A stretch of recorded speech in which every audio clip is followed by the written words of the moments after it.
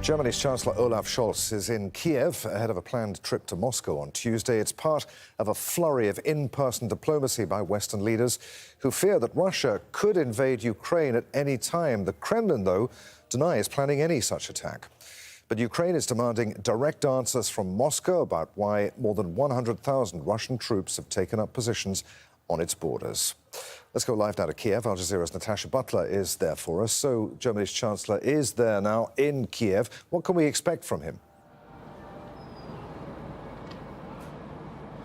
Yes, Olaf Scholz meeting Volodymyr Zelensky, Ukraine's president, of course, to talk about the situation that Berlin has called critical. This is Scholz's effort at furthering the European diplomatic push to try and avert a war in Europe as those concerns continue over Russia's intentions, over whether or not Russia plans to invade Ukraine, even though Moscow continues to deny it's got any such plans. Well, Zelensky and Scholz will discuss the situation. They'll also discuss possible German plans to offer more financial aid and assistance to Ukraine to help its now ailing economy. But there have been some concerns and frustrations amongst many Ukrainian officials over the fact that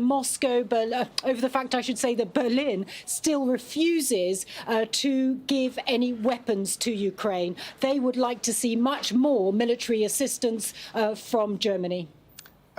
Scholz, then, after his meetings there in Kiev, is set to visit Moscow tomorrow, Tuesday. And what can we expect from that?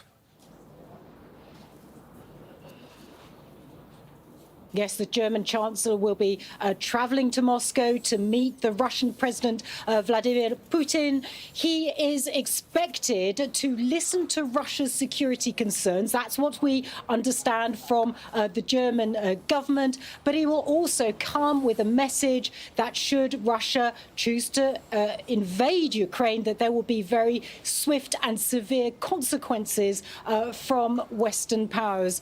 We could also expect Scholz and Putin to discuss the Nord Stream 2 pipeline, that pipeline that runs from Russia to Germany. The US President Joe Biden, when he was meeting Olaf Scholz last week, said that if there was a Russian invasion, that pipeline should be stopped, that the gas would never flow from Russia, something obviously Russia would be very concerned about.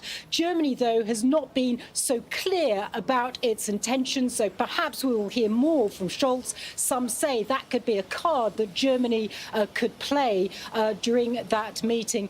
It's going to be a much more challenging meeting for Scholz. Some seeing it as a bit of a test for this new German Chancellor who comes in the footsteps of Angela Merkel. Merkel, a fluent Russian speaker who had many years of experience with Vladimir Putin. Al Jazeera's Natasha Butler there, live in Kiev. Let's go then to Berlin. Dominic Kane is there. Dominic, what are the expectations in Berlin from today's visit to Kiev and tomorrow's in Moscow? Yes.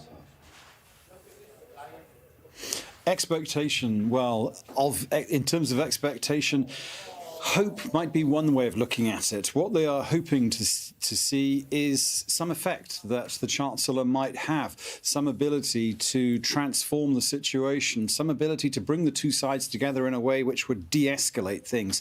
De-escalation is the watchword that's been coming from the German Chancellery, from Mr. Scholz and his party for some considerable time now. He is trying to cast himself in the guise of someone who can be seen as a mediator, as somebody who can, as it were, feel the pain of the one side but be able to persuade the other that perhaps de-escalation is the way to go.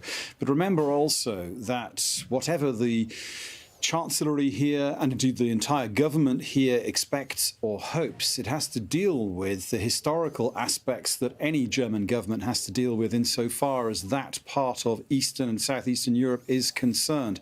That's why we don't see German weaponry, German munitions in the hands of the Ukrainian army and the Ukrainian government. We don't see that so far. There may be some movement insofar as certain non-lethal forms of assistance for the Ukrainian soldiers, but no weapons as yet. So when Mr. Scholz meets President Zelensky the reassurance he hopes to give, well, how reassuring will it be, given we know what Germany has said its red lines are, as it were? And there is, in terms of expectation, it is worth making the point that amongst the German population there is a very real reluctance to see German weapons in the hands of any force whatsoever that might then go on to use them against Russian troops. Al Jazeera's Dominic Kane, live in Berlin. Dominic, many thanks. Right, let's get the view now from Moscow. As Dorsa Jabari reports, Poland is joining the diplomatic push. We do expect the Polish foreign minister to arrive in the Russian capital later on Monday. He is, of course, the chairman of the OSCE organization, and he was scheduled to come here for a visit as of last week. So his trip will really be an important one and possibly address the concerns that Ukraine has raised. The Polish foreign minister will meet his Russian counterpart later on Tuesday. But it's important to highlight that the OSCE, which is one of its mandates is crisis management and arms control, has decided to withdraw its civilian monitoring mission in eastern Ukraine as a result of the security situation there.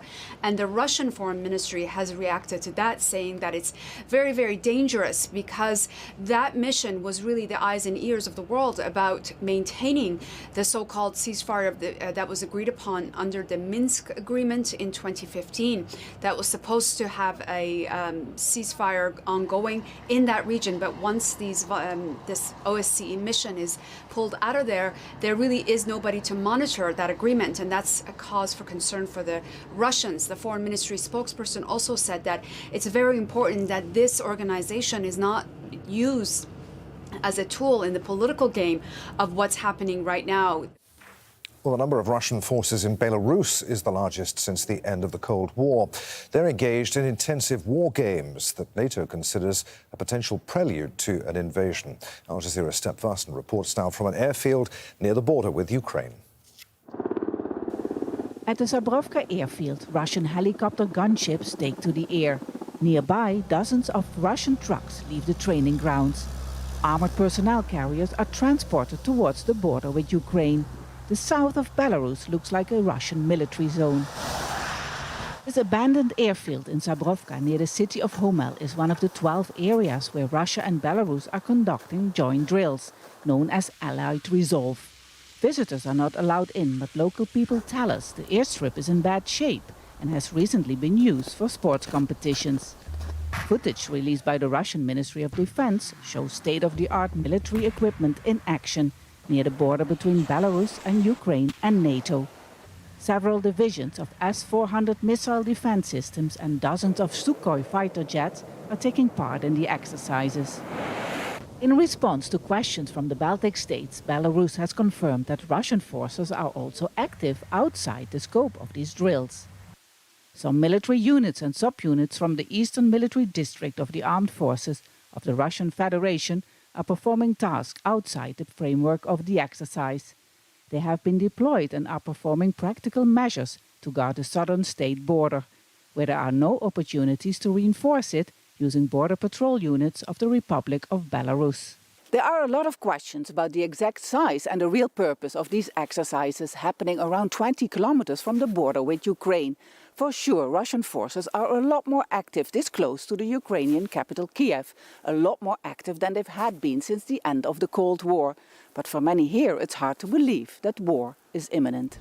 For people living in Homel, close to the border, it is difficult to find out what's going on. It won't happen. We were told it won't happen. First, they said there will be a war, but I watched the news and Lukashenko said there won't be a war. They brought tanks and trucks and we thought it was a war, but it turns out it was a test of military readiness. Vladimir Katsora, the leader of an opposition party in Homel, is not that optimistic. He says many people in Belarus would like to demonstrate against a possible war, but are too scared to do so. I'm personally very worried. I have family. I don't want war like most Belarusians. But as I see the developments going on, so far, under the disguise of military exercises, it naturally makes me very worried. On this main road to Ukraine's capital Kiev, buses and trucks are still crossing the border. But Kiev is only 200 kilometers away. And Russia's show of military force nearby is making people in Ukraine and Western powers very nervous. Stef Vassen, Al Jazeera in Dubrovka, Belarus. A Palestinian teenager has been shot dead by Israeli security forces during unrest near the city of Jenin in the occupied West Bank.